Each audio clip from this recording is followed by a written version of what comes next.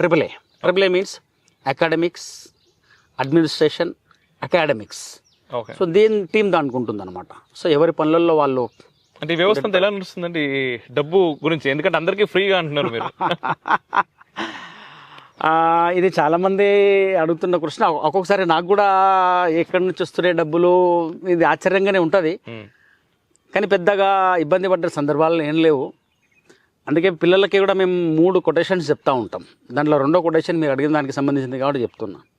నిజాయితీగా జరిగే ఏ ఉద్యమానికైనా, ఏ కార్యానికైనా ప్రకృతి తల వంచి సహకరిస్తుంది అని అంటారు. సో మనం చేస్తున్నటువంటి పనిని ఇందాక నేను మీకు విషయం చెప్పిన, ఎవరు మమ్మల్ని అడిగింది కాదు, ఈ విషయం చేయమని అడిగింది కాదు, లేకపోతే ఆర్డర్ ఇచ్చింది కాదు.